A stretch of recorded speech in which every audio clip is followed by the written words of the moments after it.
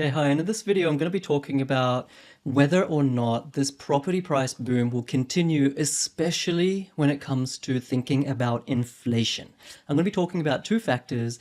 One is job vacancies, and the second is the job vacancy rate in proportion or in relationship with the unemployment rate, and why these two numbers or these two statistics are crucial to understanding how inflation will affect the property market. All right, so my name's PK, and I help people build passive income through buying combination properties that have both positive cash flow and high growth without using a buyer's agent, without flying around the country, using data. All right, and if you watch these videos, if you get value, hit the subscribe button, turn the notification bell on, give it a like. Thank you for watching in my Facebook group. If you are there, if you're not, there are free strategies, more than 7,500 people in that Facebook group now, clients and investors, link below, check it out, but let's get into it, guys. All right, so look, I know so many of you are still, and I'm looking at my notes a little bit here, so many of you are still thinking about the three questions. Now, tell me if this is you, right? Like, just put your hand up wherever you are. You know, are you thinking, have I missed the boat? Are you thinking, have I missed the boat? Are you thinking, should I wait till the market falls before buying my next property or next investment property? Or you're saying, should I wait this out? Should I sit this one out and let's just think about it until this whole frenzy, so many piranhas in the property market, fighting over the same properties. Let's just wait out until this all, dies down, and then I'll be smart.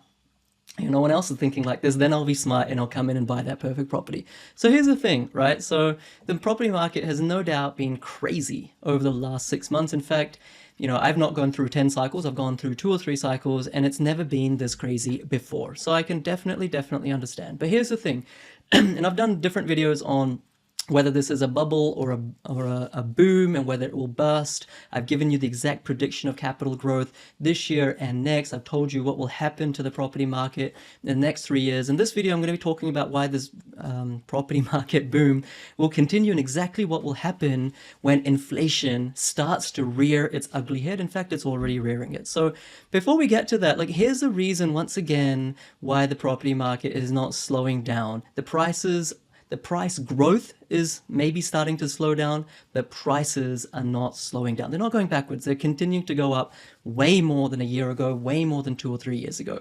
And the first reason is that the government has very explicitly given the green light for this to go ahead. Even the RBA, they've very explicitly said that we are not going to increase interest rates for the next 2 or 3 years. Now, whether this happens or not, time will tell.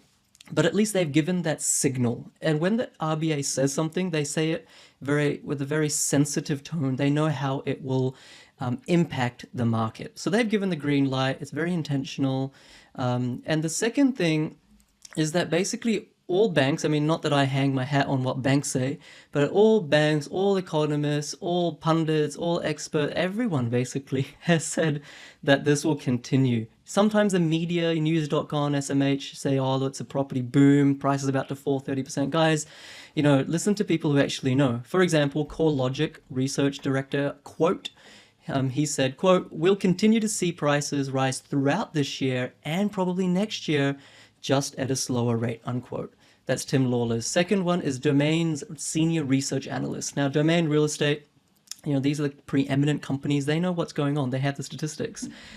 Nicola Powell, she said, quote, I think this boom still has some legs. We're still seeing robust activity in the marketplace. So I think we will continue to see price growth in the foreseeable future, unquote. All right. So, I've shared with you probably 10, 15 stats over my last 6 or so videos on why this price boom is not slowing down. Prices are increasing. They will continue to increase. If you think otherwise, well, everyone's entitled to an opinion, but I'll share with you a couple of stats, a couple of factors that will really help you just in a minute. But before I get to that, I just want to make the point, right? So, in the last 20 years, I'm looking at my notes here, the first boom went for 4 years, year 2000 to year 2004. The second went for 5 years, 2012 to 2017, right? We're only 6 to 12 months in this price boom. And if you look at the last 100 years, the average boom lasts for about 2.5 to about 4 years, right? So there's never been a price boom that has just plateaued after 6 months, after 12 months, or even after 18 months. All right, and here's what the banks are saying for all their wisdom, which was none at all last year, but let's go through them anyway. So ANZ, the next 2 years, so they're saying 17% price growth in 2021, 6% in 2022. NAB is saying 8% in 2021 and 6% in 2022. They're already wrong because it's gone up more than 8% this year. It's gone up 10%. CBA is saying 14% this year, and next year as well. So over the 2 years. All right. So like there's an old saying that, the best time to buy a property was 10 years ago and that the second best time is now. So like I just, I'm not getting anything out of it, guys. But if you're thinking I'll just wait this one out, like seriously, like if you're going to wait a year or 2 years, prices aren't coming back to these levels ever again. Like ever again. Watch this video maybe in 2 years time to see if I was just making stuff up, but I can tell you I follow the markets very deeply, not just quotes and bank predictions, but we'll go through some stats in a second. All right, so what will happen when inflation starts? So a lot of you are thinking, look, PK, all's good and well, but when inflation starts, and in fact it's already starting, then we're in a troubled situation, because when inflation starts, and the RBA will be forced to increase their interest rates, and even if the RBA doesn't do it, the banks out of cycle will increase their interest rates, and then what will happen is all these people who got carried away with the property boom frenzy, they will have to pay another 1%, another 2%, another 3% interest on their repayments, on their mortgages, and a lot of them will default. A lot of them will have to fire sale their properties, and that means that the property market will come crashing down. All right. So like that's in a nutshell, basically what a lot of these doomsdayers are saying. And look, the way that media gets paid is that these are the types of articles they need to publish, because that's clickbait. That's what you will click on. Much like me creating a YouTube thumbnail, I need to create something that you're going to stop scrolling and you're actually going to click. All right, that's just the way the world works. But here's the thing. All right, here's the reality. In serviceability calculators already, there is a 2% buffer. All right, so banks already aren't giving people a loan if they think that if they added another 2% onto the interest rate, that they wouldn't be able to pay them back. So if you've got a loan for 3% right now, actually the banks have assessed you on more like 4 to 5%, right? If you got a loan at 2%, they've actually assessed you at like 4%. So there's a huge buffer. There's no way that interest rates are increasing by more than 2 or 3% in the next 1, 2, 3, 4 years. It's just not happening. That's not the way interest rate rises work in Australia. They've never risen at such a steep gradient. So that's the first thing. You're already buffered by how strict and how responsible Australian lending standards are, thanks to APRA. That's the first reason why inflation isn't going to catch us out. The second reason why inflation isn't going to catch us out is because it is counterproductive for the Reserve Bank of Australia to prematurely increase interest rates either too quickly or too fast. And when I say fast, I mean, how much they increase. The reason is that if they false start, if they false fire, if they do this too quickly, then they have no ammunition by which to once again get the economy started. So let's go through the scenario. Let's say the Reserve Bank, a lot of people are saying inflation. Reserve Bank increases interest rates by 2% in the next 3-4 years, and the economy buckles. Right? House prices start coming down, lots of fire sales, which I just said won't happen. But let's say worst case scenario. Then the Reserve Bank has nothing to do. They can't just then reduce their interest rates again, because a 1 or 2% reduction is actually not going to mean a whole lot of difference, right? You need a huge reduction to kickstart the economy. It's very easy for a car to slow down, but without an engine, it's very hard to push it and get it going fast enough, and sort of get it going with some acceleration. Again, that takes a lot of energy. It's not that you just put interest rates back down. You need a lot of monetary and fiscal stimulus. So if anything, the Reserve Bank will wait longer than they should to increase interest rates to keep a buffer on the economy. That's the second reason why inflation isn't going to hurt us as bad as you think. The third reason is that the banks won't prematurely increase interest rates beyond such a threshold that it negatively impacts the economy or you and I. And the reason is that banks make the lion's share of their money by giving loans. And if they've increased interest rates so much that a lot of their customers, you and me, are forfeiting on their loans, etc., then that's not good for them, right? They don't want us to forfeit. They don't want to have to do a foreclosure. They want us to pay them interest and principal in the long term over time. That's how they work. So their interest is also the interest of the economy. They have a lot of smart people doing a lot of modeling. They will know how to stress test what interest rates are acceptable in the economy and what aren't. That's the third reason inflation rates aren't going to just, completely bring the property market crashing down. The third reason that inflation rates aren't going to bring the property market crashing down, and here's where I'm going to go into those stats, those two stats that I mentioned at the start of the video. First of all, job vacancies. So job vacancies, if we go back to, I'm looking at a chart, 2013, job vacancies in Australia were about 150,000. 150,000, vacant jobs in Australia, or job advertisements, you could say. Now that consistently went up to about $230,000 at the start of last year. And then with COVID, with that sort of pause on the economy, the artificial social recession, you could say, that job advertisement level or job vacancy level crashed from 220 right back down to what it was in 2013, about 150. All right, so about an 80,000 job crash. Now, what's happened in the subsequent, you could say, year, or if we take ourselves right now in June 2021, job vacancies are not only higher than what they were pre-COVID at the 230 mark, they are actually at 300. So the gradient at which job vacancies were increasing year on year since 2013, if that gradient continued, and if we didn't have COVID, we would be at about 250,000 job vacancies. But actually right now we're about 300,000. What that means is that this economy is incredibly, incredibly, incredibly strong. It's incredibly strong. There are so many jobs being created. And even if inflation starts to rear its ugly head, which it will, that is actually a sign that there is higher and higher gross domestic product. There are so many jobs out there that there is the ability for people to pay for higher goods and services. That's the first point. So I think that's like the fifth reason why inflation won't mean house prices come crashing down. But the more important point, and this is a little bit of more statistics, I want you to really connect with this. I want you to digest this, stay with me here. The relationship between job vacancies and unemployment.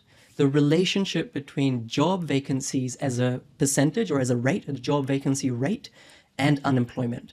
Okay, so in February 2020, before COVID, job vacancy rate was 1.8%. And unemployment was, let's just call it 5%. Okay, it's just over 5%, but let's just call it 5%. All right?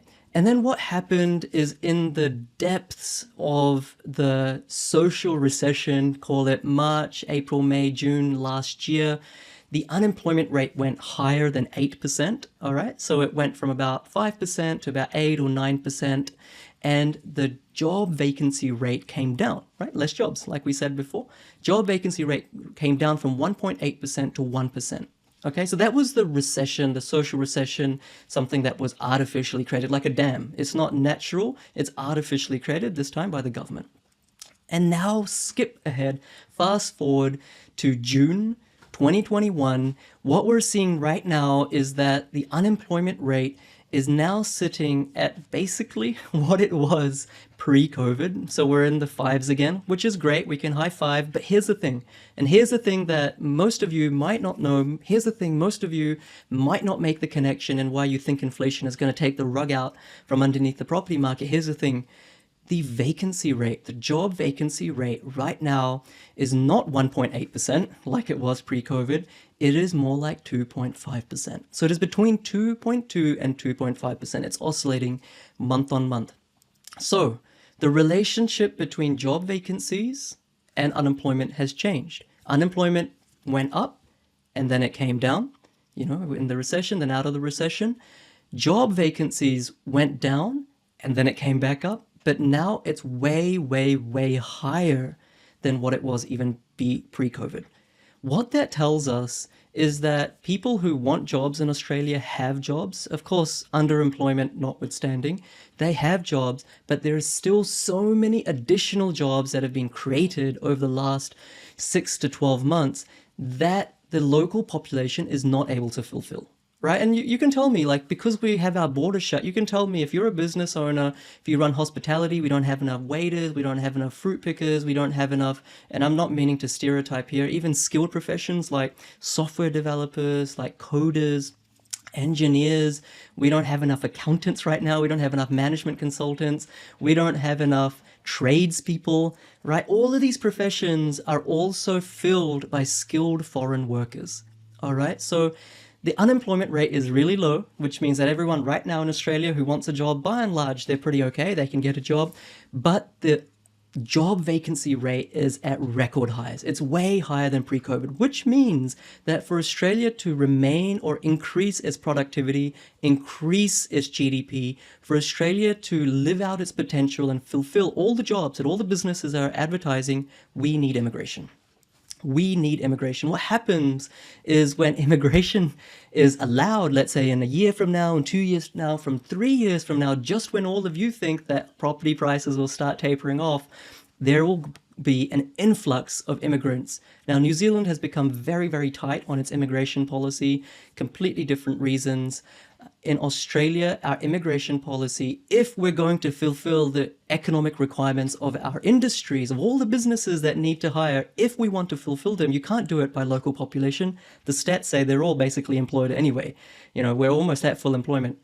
If you're going to fulfill your potential, you need immigration, skilled workers, and when that tap is opened, there will literally be, mark my words, hundreds of thousands of immigrants from Korea, from China, from New Zealand, from the UK, expats coming back, skilled expats from India, other places like that, who will come into our property market, initially rent, and then buy. All right, and here's what happens when immigrants come. They don't have the money to buy their principal place of residence or investment property straight away. What they do for a year, 2 years is they rent. If we have an additional 500,000 people in 1 or 2 years coming in and renting, we already have a rental crisis in Australia. Save and accept high-rise apartments in Sydney, Melbourne, Brisbane, established houses, in our suburbs, in our big cities, in our regional centres, even places like Bundaberg, you can't find a rental right now. You have to camp out. That's a true story. Google it. There's a rental crisis when you have immigrants come in, and setting aside, I'm not commenting on the social side of this, but these immigrants will force rents to rise even higher than they are now. When rents rise, what that means is these properties become more and more attractive for investors because the yield starts to work out. They become more and more positive cash flow. Investors jump into the market, which, by the way, isn't happening right now. Right now, it's predominantly an owner-occupier-led boom. So in previous videos, what I've said is that this boom will last for at least 2 to 3 years. I'm actually putting my hat in the ring and saying that if immigration policy isn't enabled to allow these jobs that aren't being fulfilled, that aren't being filled by local population, if immigration is able to come in, this property boom is not going to end in 2023. It will last till 2025, if not beyond. Of course, the current rate of growth won't sustain. That is not going to sustain, but it will continue to go up. All right, so we talked about I think we talked about 5 ways or 5 reasons why inflation will be mitigated by other factors when it comes to property prices. I can't even remember what the first 2 or 3 were, but the last one here is the one that I want to focus on. The job vacancies have gone through the roof. Unemployment is down, but the job vacancy rate isn't down, which means there are so many jobs that the local population can't fulfill. When they can't fulfill it, the Australian government will be forced to let immigrants in, not just any immigrant, people who can actually fulfill these jobs for the betterment of the Australian economy. And when that happens, these immigrants will come in and they will, artificially, I wouldn't say artificially, I will say implicitly raise rents because there's more demand for the same number of houses. And that will mean that it becomes more and more attractive for property investors to buy these properties because they become more and more positive cash flow. And naturally, when you start seeing prices rise, then there's more FOMO. Then owner-occupiers, homeowners, upgraders, they will start buying more and more property, much like is happening right now. And that will see prices rise as well. So inflation will definitely mean that interest rates go up, whether that's next year or the next year or the next year, who knows. But like I said at the start, the Reserve Bank is there to protect the Australian housing market, not destroy it. They will raise interest rates at an acceptable speed. Same with banks. It's in banks' interest not to cause foreclosures, but to actually make money from you and me paying our interest and principal. Those are two reasons. The third reason is that there's already buffers in place. Your serviceability means that banks already service you at 2% above what you're paying. So even if interest rates rise, you're still good. Those are three reasons. We talked about how job vacancies are really, really high, and that will offset, a lot of the the inflationary impacts on a potential depressing property market. And number five, most importantly, this combination or this relationship between unemployment rate and the job vacancy rate is starting to decouple, right? Unemployment is going down, down, down, down, but job vacancy is going up, up, up, up, which means that there is a skills shortage. There is a chronic lack of skilled workers in Australia, for which we need immigrants, for which property markets are going to greatly benefit. So that was a bit of a rant. I hope I did that justice. I hope that added value to you guys. But that's my view on why inflation's not a bad thing. Inflation happens when the economy is strong. That's what inflation is, right? When the GDP is growing, inflation is going up.